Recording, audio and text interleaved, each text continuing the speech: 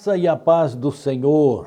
Continuando a nossa meditação no livro de Atos dos Apóstolos, chegamos no capítulo 24. Hoje nós vamos meditar nos versículos 1 a 9, a acusação a Paulo. Leio assim a palavra do Senhor.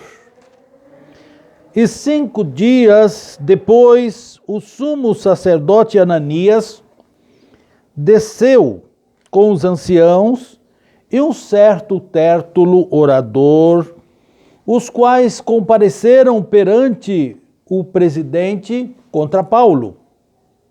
E sendo chamado Tértulo, começou a acusá-lo, dizendo: visto como por ti temos tanta paz, e por tua prudência se fazem a este povo muitos e louváveis serviços, sempre e em todo lugar, ó potentíssimo Félix, com todo agradecimento queremos reconhecer. Mas, para que te não detenha muito, rogo-te que, conforme a tua equidade, nos ouça por pouco tempo.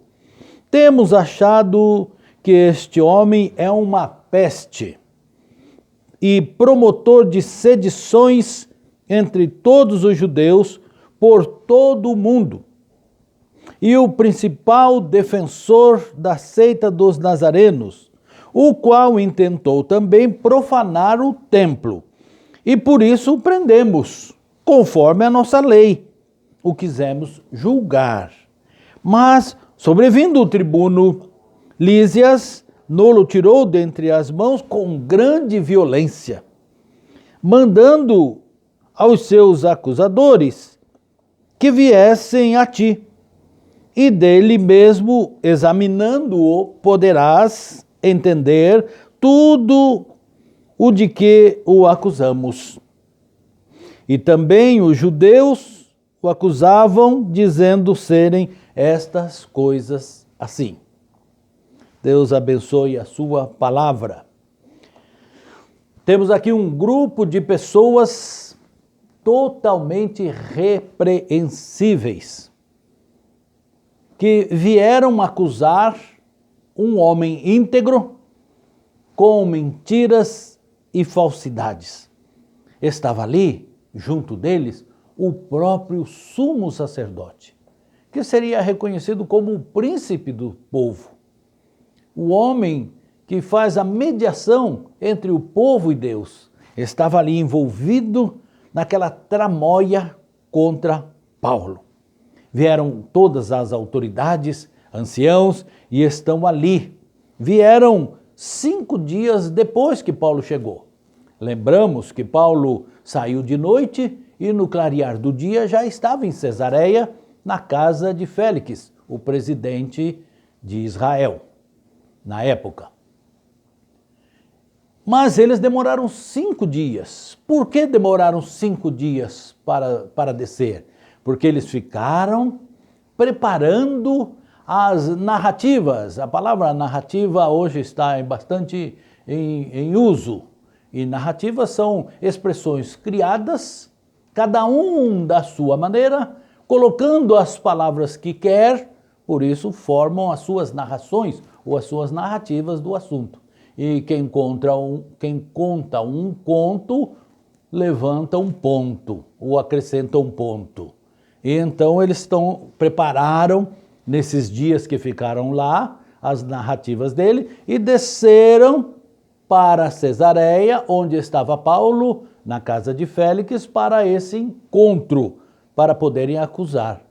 E trouxeram junto deles um homem rico em palavras, um homem sábio no uso das palavras, com muitos sujeitos, com muitos adjetivos, com muitas informações adquiridas e preparado ali a sua narrativa. Ele é o Tértulo. Ele começa a sua palavra bajulando a Félix. Ele diz, como vimos no verso 3, visto que por ti temos tanta paz. Paz? Que paz é essa? Sabemos que a paz que Roma exercia sobre os povos dominados era a custo de espada. Que paz é esta? Que só em Jerusalém tinha um exército de mais de 500 soldados? Que paz! Temos tanta paz, e por tua prudência se fazem a este povo muitos e louváveis serviços. Ele é um herodiano? Ele é um homem a favor de Roma? Ou não? Existiam grupos que se ofendiam, como os saduceus, os fariseus, também esses grupos que apoiavam Roma, como os próprios coletores de impostos, e ele agora usa desta palavra de lisonjas, enaltecendo Roma. Ele é a favor de Roma, então ele é contra os fariseus, saduceus, próprio sumo sacerdote, ou é a favor? Mas nesta hora, a favor da mentira, eles se juntam. E ele continua, sempre e em todo lugar. Ó potentíssimo Félix, potentíssimo, poderoso, poderosíssimo, um judeu que ama Deus, nunca usaria esta palavra dessa maneira para uma pessoa. Mas na hora da lisonja falsa, na hora da busca daquilo que quer a seu favor, usa-se. Com todo agradecimento, queremos reconhecer. Então assim ele começa a sua palavra, cheia de mentira, de falsidade, palavras que saem da boca, mas lá no coração dele, ele deveria rejeitar tudo aquilo que estava falando. Depois talvez alguém comentando, mas você falou para aquele homem coisas que nós não pensamos realmente. Mas naquela hora tinha que falar, é a falsidade. Esse é o grupo que está ali para acusar Paulo. E acusando também de outras coisas. O verso 4 diz, mas para que não te detenha muito, quer dizer, o seu tempo é muito precioso, rogo-te que, conforme a tua equidade, a sua justiça, porque você é uma pessoa reta, anda na certeza das coisas, querendo aquilo de melhor, o que era mentira. O Félix, a história registra que ele perdeu o seu cargo por desonestidade. Roma tirou ele do poder por causa da sua violência. Mas tudo aqui foi esquecido agora. Conforme a tua equidade, nos ouça por pouco tempo. E aí então ele começa a acusação. Perceba que não havia nada de verdade, nada de concreto. Ele diz, temos achado, pensamos que, talvez seja assim. Não era uma acusação concreta. Por quê? Porque eles não tinham como provar. Temos achado que este homem é uma peste. A palavra peste aqui é que a peste ela é uma doença que vai pegando outras pessoas. Ela se alastra. E ela vai se tornar talvez uma epidemia e talvez depois até uma pandemia, porque vai atingir outros países, como era o caso dele, pregando o evangelho em toda a Ásia, em toda a Europa. E ele queria ir para Roma. Ele estava, sim, alastrando a mensagem de salvação em Cristo Jesus. Paulo não era uma peste, Paulo era uma bênção de Deus para ser usada por Deus para benefício dos homens, inclusive daqueles que o acusavam. E o acusavam porque Paulo pregava aos judeus. E como eles mesmo testemunharam que milhares de judeus se converteram pela pregação de Paulo. Então eles chamaram ele de peste por causa do alastramento da doença, o que nós chamaríamos de bênção. Ainda continuando a acusação, e promotor de sedições entre todos os judeus, formando grupos, formando conflitos entre eles. por todo o mundo.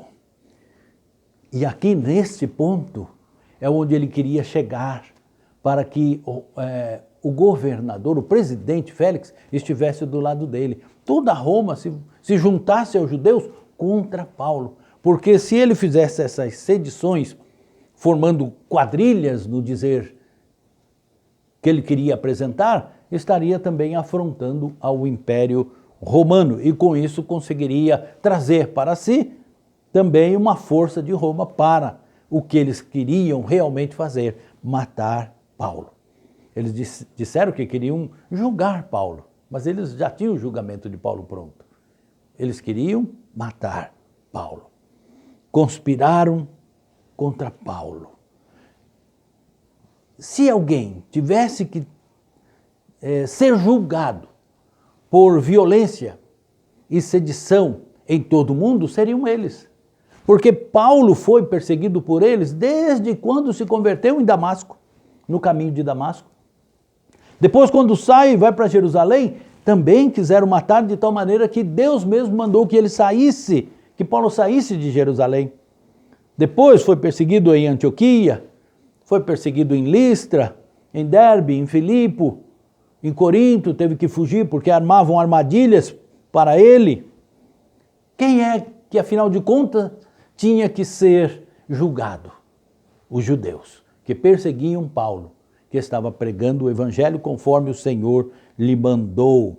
Mas ali houve aquela inversão de valores. Aqueles que deviam ser julgados estavam aqui julgando. Paulo era um homem pacífico. Ele pregava o amor de Deus e está ali diante daqueles homens. De um lado sabemos já de Félix, que era um homem violento, desonesto.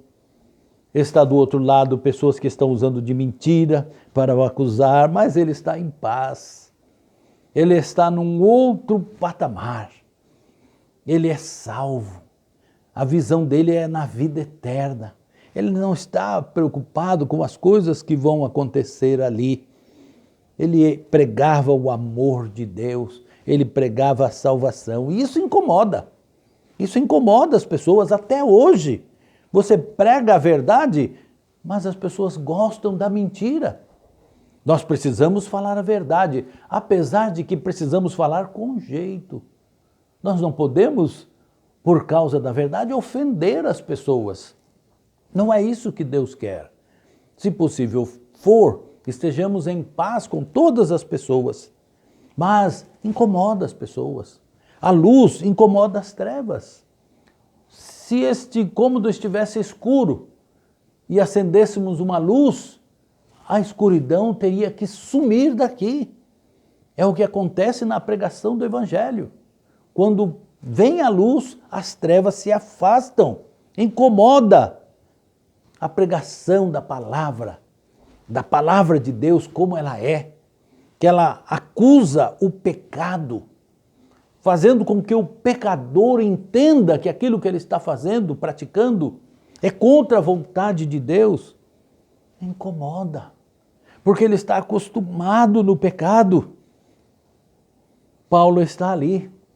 Ele sabia que o alvo daquela reunião não era ele, mas era o que ele fazia, era o que ele pregava. O alvo das perseguições ao Evangelho é uma perseguição contra Deus, contra o Evangelho, contra a verdade, contra Jesus. E nós somos o alvo, porque nós que somos as ferramentas de Deus neste mundo. Mas Paulo sabia que bem-aventurado é aquele que foi perseguido por causa da palavra do Evangelho. E ele era um homem bem-aventurado. Que nós também possamos, lembro agora da mensagem da manhã do Nicolas, que nós não tenhamos dúvida em negar as coisas desse mundo em favor do Evangelho. Não nos assustarmos com os acontecimentos que vierem por causa do Evangelho. E ele então é acusado. como defensor da seita dos nazarenos. Para Félix, isso é problema deles. Falou de seita, não é comigo, é com vocês. Mas ele disse também que ele fazia sedições. Isso já é com Roma. Então, esta palavra, embora fosse uma palavra mentirosa, mas acabou de sair da boca de Tértulo, sem ele saber, em favor de Paulo. Porque agora Paulo não pode ir para lá para ser julgado por vocês. Ele vai ter que continuar aqui. Essas acusações tinham um objetivo: parar o evangelho. Estas acusações não tinham base verdadeira. Eram, como ouvimos tanto nesses dias, narrativas de orador, cheias de mentira. Mentiram e também omitiram. No verso 7, eles dizem que o tribuno Lísias, o comandante de Roma, do exército que está lá, ele diz que ele tomou Paulo da mão deles com grande violência. E eles, na verdade, queriam julgar Paulo, mas era mentira. Nós sabemos, nós vimos o fato. Lísias tirou Paulo da mão deles porque eles estavam matando Paulo. E quando levavam Paulo para a fortaleza, eles gritavam: mata-o, mata-o. Mas agora eles invertem a situação, dizendo que Lísias é que usou de violência para com eles. Cheio de mentiras, cheio de omissões da verdade. Falta provas para ele. E os versículos 8 e 9 diz assim: mandando aos seus acusadores que viessem a ti, e dele tu mesmo, examinando, poderás entender tudo o que nós o acusamos. Também os judeus, disse Tértulo, mostrando talvez ali o sumo sacerdote, os anciãos, aqueles judeus do Sinédrio que estavam ali, também os judeus o acusavam, dizendo serem estas coisas assim. Diante deste quadro, quero tirar 3 meditações rápidas para a nossa vida. Primeiro, as providências de Deus. Preguei na semana passada sobre isso. Paulo estava lá no meio deles, apanhando, eles estavam esmurrando Paulo, estavam matando Paulo, quando Deus providencia aquele sobrinho de Paulo que leva a mensagem, aliás, quando Deus providencia o comandante Lísias para tirá-lo dali. Depois, quando fizeram a armação, sim, o sobrinho de Paulo descobre e vai contar para Paulo. Nós vamos vendo as providências de Deus na vida de Paulo. Não nos preocupemos quando se levantam contra nós em mentiras, mas porque nós precisamos ter a certeza de que Deus nos guarda. Deus está conosco todo o tempo. Ele está cuidando da nossa vida. Nós não precisamos nos preocupar com aquilo que vamos falar quando formos levados aos tribunais. A vitória, em qualquer que seja a situação, qualquer que seja o resultado, a vitória é sempre nossa. É Deus quem nos dá a vitória em todas as nossas lutas. Pode não parecer que foi vitória, mas é. Porque nós já ganhamos a batalha, nós já estamos salvos, nós já estamos em lugares celestiais. Embora muitas vezes pareça que perdemos, na verdade nós ganhamos. Deus nos abençoa com vitórias. Deus nos conforta, nos anima, nos consola cada instante da nossa vida. Deus nos protege, Deus nos dirige onde Ele quer que a gente esteja. Em segundo lugar, aquele homem eloquente, aquele homem cheio de palavras sábias, que poderia ser usado para o bem, era na verdade um homem cheio de mentiras. Servia-se da mentira. A sua mente era cheia de mentira. Usou a mentira para prejudicar Paulo. Foi chamado ali para fazer aquilo que era a sua vida, mentir. Prepararam nesses 5 dias que ficaram para descer, para ver o presidente, preparando mentiras para ser falado como nós lemos aqui. Homens assim são exemplos a ser rejeitados. Não entremos em situações onde possamos usar de pessoas como estas, seja através da palavra ou dos seus poderes, para beneficiar sequer a obra do Senhor. E, por último, as perseguições. Elas vêm. Nós vivemos num mundo onde nós vamos ser sempre perseguidos. Jesus disse, no mundo tereis tribulações. Ele orou por nós, Pai, não peço que os tire do mundo, mas que os livre do mal. Nós somos mensageiros do amor. Nós temos que estar onde existe o conflito, onde existe a guerra, onde existe a falta da paz, para levarmos paz. Nós precisamos continuar. Enquanto Paulo estava ali, entre os seus acusadores, entre aquele presidente desonesto e violento, Paulo estava ali pensando, eu poderia estar pregando o evangelho. Enquanto estão aqui perdendo esse tempo, quantas pessoas, dezenas talvez, poderiam estar se convertendo. Mas tão logo eu saia daqui, eu vou voltar a pregar o evangelho. Sejamos como Paulo, mesmo sabendo que podemos ser perseguidos, resistidos, deixemos tudo nas mãos do Senhor, que a nossa missão não é nos defender, isso é missão de Deus. A nossa missão é pregar o evangelho. Paulo não era uma peste, Paulo era uma bênção, assim como nós também. Embora possamos ser chamados de pestes, mas que nós tenhamos essa consciência de que nós somos bênçãos de Deus para este mundo. Sejamos como ele, levemos com coragem e ousadia a mensagem do Senhor. Amém? Deus abençoe, Deus te guarde e te guie cada dia da sua vida. Amém.